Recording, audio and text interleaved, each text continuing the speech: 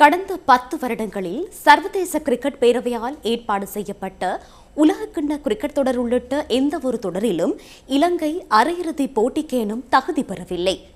இலங்கையின் கிரிக்கெட் ஏன் வீழ்ச்சியடைந்துள்ளது? முழு நாடும் நேசிக்கும் எமது நாட்டின் கிரிக்கெட் இவ்வளவு மோசமான நிலைக்கு வரும் வரை இலங்கை கிரிக்கெட் நிறுவனம் என்ன செய்து கொண்டிருந்தது?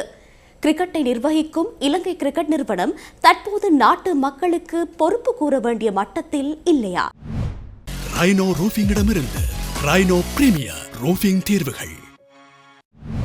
இலங்கை கிரிக்கெட் இதற்கு முன்னர் இலங்கை கிரிக்கெட் கட்டுப்பாட்டு சபை என அழைக்கப்பட்டது. அந்த காலத்தில் கிரிக்கெட் நிர்வாக குழு செலவழிக்கும் ஒவ்வொரு ரூபா பணத்துக்கும் விளையாட்டினூடாக அடைந்த சாதனைகளுக்கும் பொதுமக்களுக்கு பொறுப்பு கூற வேண்டியிருந்தது. பொதுமக்களின் இறையாண்மை அதிகாரத்தை பயன்படுத்தும் பாராளுமன்ற குழுக்களுக்கு கிரிக்கெட் நிர்வாக குழுவினர் அழைக்கப்பட்டனர். ICC எனப்படும் சர்வதேச கிரிக்கெட் பேரவை கூறுவதை போன்று சுயாதீனமாக செயற்படும் ஒரு நிறுவனமாக அமைய வேண்டும் என்பதற்காக ஸ்ரீலங்கா கிரிக்கெட் கட்டுப்பாட்டு சபை ஸ்ரீலங்கா கிரிக்கெட்டாக மாறியது. ஸ்ரீலங்கா கிரிக்கெட் என்றால் என்ன? எமது நாட்டில் கிரிக்கெட்டை ஒழுங்கமைத்தல், நிதி உள்ளிட்ட முகாமைத்துவம், உட்கட்டமைப்பு முகாமைத்துவம், சட்டம் மற்றும் ஒழுக்க நடவடிக்கைகள் உள்ளிட்ட அனைத்து பொறுப்புகளையும் ஸ்ரீலங்கா கிரிக்கெட் நிறுவனம் ஏற்றுக்கொண்டுள்ளது. ஸ்ரீலங்கா கிரிக்கெட் இணையதளத்துக்கு அமைய விளையாட்டுத்துறை அமைச்சின் கீழ் இலங்கை நிறுவனம் உள்நாட்டு கிரிக்கெட் வரைபடத்தில் அதிகார முத்திரையாக மாறியுள்ளதுடன் கிரிக்கெட்டுக்கான பாரம்பரியத்தை பாதுகாப்பதில் கவனம் செலுத்துகிறது.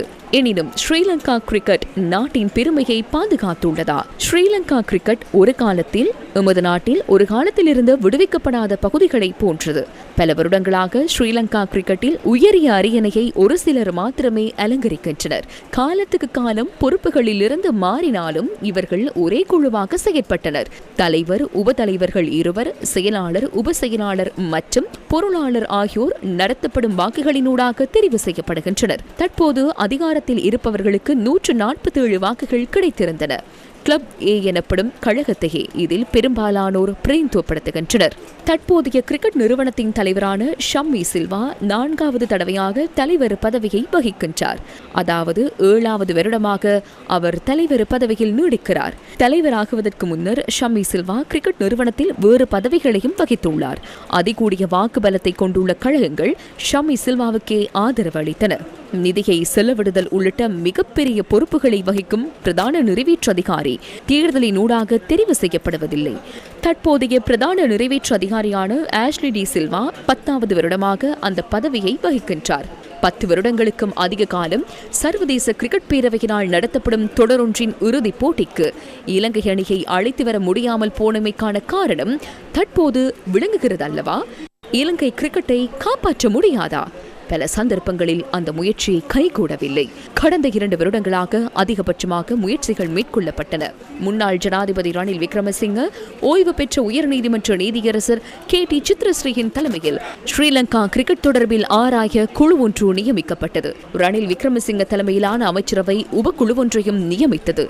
இலங்கை கிரிக்கெட்டை வளர்ச்சி பாதையில் இட்டு செல்வதற்கான யோசனைகளை சித்ரஸ்ரீ குழு முன்வைத்தது. சித்ரஸ்ரீ குழுவின் பரிந்துரைகளுக்கும் அமைச்சரவை உபக்குழுவின் பரிந்துரைகளுக்கும் இடையில் பாரிய வேறுபாடு இருக்கவில்லை. கிரிக்கெட் யாப்பில் மாற்றத்தை கொண்டுவர வேண்டும் என்ற யோசனை முன்வைக்கப்பட்டது. ஓய்வு பெற்ற உயர்நீதிமன்ற நீதியரசர் KT சித்ரஸ்ரீ, ஜனாதிபதி சட்டத்தரணி ஹர்ஷ அமரசேகர, கலாநிதி ஹரித விக்ரமநாயக்க, அப்போதைய வர்த்தக சம்மேளனத்தின் தலைவர் துமிந்த ஹுலங்கம, பிரதி சொலிசிட்டர் ஜெனரல் மனோகர ஜெயசிங்க மற்றும் சட்ட வரைஞர் ஷாமிலா கிருஷாந்தி ஆகியோர் இணைந்து சட்ட வரைவொன்றை முன்வைத்தனர். அப்போதைய ஜனாதிபதிக்கும் அமைச்சரவை உபகுழுவுக்கும் இந்த சட்ட வரைவு சமர்ப்பிக்கப்பட்டது. கிரிக்கெட் யாப்பை மாற்றியமைத்து கிரிக்கெட் நிறுவனத்தை அரசியல் மற்றும் பல்வேறு குறுக்கீடுகளில் இருந்து விடுவிக்கவும் அந்த சட்ட வரைவில் திருத்தங்கள் முன்வைக்கப்பட்டன. புதிய நிர்வாக குழுவுக்கு 18 பேர் நியமிக்கப்பட்டனர். தலைவர் உள்ளிட்ட கிரிக்கெட் நிறுவன உறுப்பினர்களை நியமிப்பதில் விளையாட்டு சங்கங்களின் தலையீட்டை முற்றாக தடுக்கும் வகையிலான முன்மொழிவும் முன்வைக்கப்பட்டது. இலங்கை சட்டத்திறனிகள் சங்கத்தின் தலைவர், இலங்கை வர்த்தக சபையின் தலைவர், பட்டய கணக்காளர் நிறுவனத்தின் தலைவர் மற்றும் பிரிதொரு நபரால் 18 உறுப்பினர்களில் 9 பேர் தெரிவு செய்யப்பட வேண்டும் என முன்மொழியப்பட்டது. இதில் 4 தெரிவு செய்யும் கிரிக்கெட் அதிகாரிகள் குழுவில் உள்ள 9 உறுப்பினர்களில் 5 சர்வதேச கிரிக்கெட் போட்டிகளில் விளையாடியிருக்க வேண்டும். இன்றைய 4 வேறு துறைகளில் கட்சிகளை சேர்ந்தவர்களாக இருக்க முடியும். ஏனைய 9 பேரை தெரிவு செய்யும் வாய்ப்பை கழகங்களுக்கு பெற்றுக் கொடுக்க சித்திரஸ்ரீ குழுவில் யோசனை முன்வைக்கப்பட்டது. அமைச்சரவை உபக்குழுவும் 2024ஆம் ஆண்டு ஜனவரி மாதம் 1ஆம் தேதி ரணில் விக்ரமசிங்கவுக்கு பரிந்துரைகளை முன்வைத்தது. இலங்கை கிரிக்கெட்டை மீட்டெடுக்கும் யோசனைக்கு என்ன நடந்தது? இந்த யோசனை 2024ஆம் ஆண்டு ஜூலை மாதம் 29ஆம் தேதி அமைச்சரவையில் சமர்ப்பிக்கப்பட்டது. அமைச்சரவை உபக்குழு முன்னாள் அமைச்சர்களின் அனுமதியுடன் யோசனைக்கு அனுமதி அளித்தது. எனினும் இலங்கை கிரிக்கெட் தொடர்ந்தும் அதே இடத்தில் தேங்கி நிற்கிறது. எனவே இந்த நிர்வாகத்தில் சில குளறுபடிகள் இருக்கிறது. அதை எங்கள் அரசாங்கம் சீர் செய்யணும். உண்மையிலேயே அந்த இடக்கிட இப்போ 6 மாதத்துக்கு ஒருக்கா அனைத்து தலைவர்களும் மாற்றி கொண்டிருக்கிறாங்க. அந்த இதெல்லாம் மாறணும். கடைசி 3 மேட்சும் பார்த்தா கட்டு மோசமாக விளையாடிக்காங்க இலங்கையாக்கள். இது இலங்கையில் கட்டுப்பாட்டு சபை என்ன செய்கிறாங்க? ஒழுங்கான ஆக்களை தெரிவு செய்து கொள்ளாமையால் தான் இந்த அணி இப்படி போய் கொண்டிருக்கு. கட்டுப்பாட்டு சபையை ஒழுங்காக இல்லாத அதை மாற்றினால்தான் இந்த ஒழுங்கான வீரர்களை அவங்க தெரிவு செய்து கொள்வாங்க. அதை நம்மளோட கட்டுப்பாட்டு சபையை முதல்ல மாற்றணும். இன்றைக்கி வேர்ல்ட் கப் நடக்குது நம்ம ஊரில். ஆனால் இப்போ 3 நாள் நடந்த டீமில் கொஞ்சம் ஒரு கட்டுக்கலவசரி உணர்வு இல்லாமல் அவங்க விளையாண்டாங்க. கவர்மெண்ட் தலையிட்டு கிரிக்கெட் போர்டில் உள்ளவங்களை விலக்கி புதுசாக எடுத்து கவர்மெண்ட் முன் இதை செஞ்சாங்கன்னு சொன்னால் இன்னும் கொஞ்சம் நல்லாவே இருக்கும். மெச்சு பார்க்குறதுக்கான இன்ட்ரெஸ்டே இல்லாமல் போயிடுச்சு. எனக்கு கேட்டால் இலங்கை அந்த அளவுக்கு தோற்று போயிடுச்சு. முக்கியமான ஒரு காரணம் என்னன்னு கேட்டால் கிரிக்கெட் போர்டு இதில் விலகணும். அடுத்த ஒரு போர்டை இன்ட்ரடியூஸ் பண்ணி புதுசாக கொண்டு வரணும். முன்ன இருக்கக்கூடியவங்க நாட்டுக்காக விளையாண்டாங்க. இப்போ இருக்கக்கூடியவங்க தங்களுடைய தனிப்பட்ட தேவைகளுக்காகவும் தங்களுடைய தனிப்பட்ட ப்ரொமோஷனுக்காக தான் இப்போது விளையாடிட்டு இருக்கிறாங்க. நான் நினைக்கிறேன் கிரிக்கெட் போர்டில் அரசியல் தலையீடுகள் அதிக அளவில் இருக்குது அப்படின்னு நினைக்கிறேன். வெகு விரைவிலே இதற்கான ஒரு மாற்றத்தை அரசாங்கம் நேரடியாக தலையிட்டு கொண்டு வராமல் போனால் இலங்கைக்குள்ளே நான் சொல்கிற மாதிரி இலங்கை அணி இல்லாமல் போகிறதுக்கான அதிகளவான சான்ஸ் இருக்குது. புதிய ஒரு நிர்வாக குழு, புதிய ஒரு போர்டு உருவாகி இந்த கிரிக்கெட் டீமை ஒரு நல்ல ஒரு தரமான டீமாக உருவாக்குறதுக்கு அவர்கள் முன் வந்தார்கள் என்றால் நல்லம் என்று எனது கருத்தை தெரிவித்துக் கொள்கின்றேன். ஆனால் இப்பொழுது கிரிக்கெட் என்று சொல்கிற போது என்னத்தை செய்கிறார்கள் என்கின்ற அளவுக்கு போயிருக்கிறது. இதற்கான காரணம் என்று சொல்லி பார்த்தால் தரமான வீரர்கள் இல்லையா என்றால் இருக்கிறார்கள். ஆனால் இன்றைய நிலைமையில் இந்த கிரிக்கெட் சபை மாறாவிட்டால் எங்களுடைய கிரிக்கெட்டை காப்பாற்றுவது மிகவும் கடினம். இலங்கை கிரிக்கெட் தொடர்பில் நாட்டு மக்களின் நிலைப்பாடு தற்போது தெளிவாக இருக்கின்றது. இலங்கை கிரிக்கெட்டில் தலையிட்டால் ஐசிசி நடவடிக்கை எடுக்குமா, ஏதாவது பிரச்சனை ஏற்படுமா என்று சிலர் நினைக்கலாம். ஆனால் அவ்வாறு அல்ல. அந்த நிலைமையை இவர்கள் உருவாக்கியிருக்கின்றார்கள். யார் அந்த நிலைமையை உருவாக்கியிருக்கின்றார்கள்? ஆனால் நாட்டு மக்கள் என்று தெளிவாக இருக்கின்றார்கள். இலங்கையின் கிரிக்கெட்டின் வீழ்ச்சிக்கு யார் காரணம் என்பதனை தற்போது நாட்டு மக்கள் கூற ஆரம்பித்திருக்கின்றார்கள். அதே போன்று கிரிக்கெட் நிறுவனத்தினுள்ள ஒரு சிலரின் தராதரத்தை தற்போது அவர்களே கண்டு கொண்டிருக்கின்றார்கள். அவர்களுடைய இயலாமையை அவர்கள் தற்போது கண்டு கொண்டிருக்கின்றார்கள். தொடர்ச்சியாக இலங்கை அணியின் வீழ்ச்சிக்கு காரணம் யார் என்பதனை அவர்கள் தற்போது கண்டு கொண்டிருக்கின்றார்கள். அவர்களுடைய தராதரத்தை அவர்களே தற்போது கண்டு கொண்டிருக்கின்றார்கள்.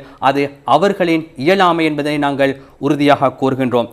அதே போன்று இந்த சந்தர்ப்பத்திலே தீர்மானம் ஒன்றை எடுத்தால் அது சம்பந்தமாக ஐசிசி ஏதாவது நடவடிக்கை எடுத்து விடுமா என்று இவர்கள் நினைக்கலாம். ஆனால் ஐசிசி அவ்வாறு நடவடிக்கை எடுக்குமா? இலங்கை அணியினுடைய தற்போது நிலைமையை கருத்தில் கொண்டு ஒரு முக்கியமான தீர்மானத்தை எடுத்தால் சர்வதேச கிரிக்கெட் பேரவை அது சம்பந்தமாக ஏதாவது தீர்மானம் எடுக்குமா என்று இவர்கள் நினைக்கலாம். ஆனால் முழு இலங்கைக்கும் அது தெளிவாக இருக்கின்றது. இலங்கைக்கு மாத்திரமல்ல, முழு உலகத்துக்கும் அது தெளிவாக இருக்கின்றது. இலங்கையின் கிரிக்கெட்டுக்கு என்ன நடக்கின்றது என்பதனை இன்று சர்வதேசமே பேச ஆரம்பித்திருக்கின்றது. கிரிக்கெட் என்பது எமது நாட்டு மக்களின் மனதில் பதிந்துள்ள ஒரு விளையாட்டு, தேசிய ஒற்றுமையை வலுப்படுத்துகின்ற ஒரு விளையாட்டு. ஆகவே நாங்கள் இந்த மக்களை ஒன்றிணைக்கின்ற இந்த விளையாட்டை நாங்கள் வீழ்ச்சியடைய செய்வதற்கு ஒருபோதும் இடமளிக்க முடியாது. இது தேசத்துக்கு ஒரு பெருமையான விடயம். இலங்கை என்ற சிறிய நாட்டை உலகமே கண்டுகொண்ட ஒரு விளையாட்டு என்றால் அது கிரிக்கெட் மாத்திரம்தான். ஆகவே அந்த கிரிக்கெட் விளையாட்டை வீழ்ச்சியடைய செய்வதற்கு ஒருபோதும் இடமளிக்க முடியாது. இன்று இந்த கிரிக்கெட் ஒரு சிலருடைய கையின் பிடியிலே சிக்கி இருப்பதனால் இன்று இலங்கை கிரிக்கெட் வீழ்ச்சி அடைந்திருக்கின்றது. இவ்வாறு ஒரு சிலரின் கையில் பிடிபட்டிருப்பதனால் எமது நாட்டினுடைய தேசிய பெருமையை உலக அறியச் செய்கின்றது. கிரிக்கெட்டை வீழ்ச்சி அடை செய்வதற்கு இடமளிக்க வேண்டுமா என்ற கேள்வியைத்தான் இன்று மக்களும் அனைவரும் கேட்க ஆரம்பித்திருக்கின்றார்கள். ஆகவே அவர்களுடைய இயலாமையின் காரணமாக நாட்டை முன்னோக்கி கொண்டு செல்வதற்கு, நாட்டின் பெருமையை முன்னகர்த்துவதற்கு இருக்கின்ற இந்த விளையாட்டை நாங்கள் வீழ்ச்சி அடைய செய்வதற்கு ஒருபோதும் இடமளிக்க முடியாது. அதனைத்தான் தற்போது மக்கள் இன்று கேட்கின்றார்கள். இது சம்பந்தமாக அதிகாரிகள் தற்போது நடவடிக்கை எடுக்க வேண்டும்.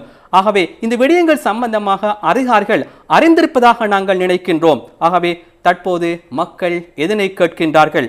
மக்கள் எதனை கேட்கின்றார்கள்? இந்த சிறிய குழுவுக்கு அச்சமடைந்து, ஒரு சிறிய தரப்பினருக்கு அச்சமடைந்து நாங்கள் இந்த கிரிக்கெட்டை தொடர்ந்து வீழ்ச்சியடைய இடமளிக்க வேண்டுமா என்று மக்கள் கேட்கின்றார்கள். மக்களின் நிலைப்பாட்டுக்கு அமைய தற்போது அரசாங்கத்துக்கு ஆணை இருக்கின்றது. மக்கள் ஆணை வழங்கியிருக்கிறார்கள். ஆகவே உரிய தீர்மானம் எடுக்க வேண்டிய பொறுப்பு தற்போது அரசாங்கத்துக்கு இருக்கின்றது. ஆகவே அவ்வாறு தீர்மானம் ஒன்றை எடுத்தால் அதிலே எந்த விதமான தவறும் ஏற்பட போவதில்லை. அதற்கு காரணம் இன்று மக்களுடைய ஆணை உறுதியாக இருக்கின்றது. மக்களுடைய ஆணையின்படி நடவடிக்கை எடுக்க வேண்டிய பொறுப்பு தற்போது அதிகாரத்தில் உள்ளவர்களுக்கு இருக்கின்றது. ஆகவே உரிய நேரத்தில் தீர்மானம் எடுப்பது மிகவும் முக்கியமானதாகும். நாட்டின் பெருமையை பாதுகாக்கின்ற, இந்த விளையாட்டை பாதுகாக்கின்ற பொறுப்பு இந்த அரசாங்கத்துக்கு இருக்கின்றது, அதிகாரிகளுக்கு இருக்கின்றது. ஆகவே நாட்டு மக்கள் கோருகின்ற விடயம் என்னவென்றால், எமது நாட்டினுடைய தேசிய அடையாளமான, சர்வதேச அடையாளமான இந்த கிரிக்கெட்டை வீழ்ச்சி அடைய செய்வதற்கு ஒரு சிலருடைய நடவடிக்கையின் காரணமாக தொடர்ந்தும் தமது கதிரைகளை அலங்கரித்துக் கொண்டு, அந்த ஆசனத்தில் இருப்பதற்கான சட்டங்களை மாற்றிக்கொண்டு, அந்த கதிரையில் அமர்ந்து கொண்டு இலங்கையின் கிரிக்கெட்டை வீழ்ச்சி அடைய செய்வதற்கு ஒருபோதும் இடமளிக்க முடியாது என்பதுதான் மக்களுடைய எதிர்பார்ப்பு.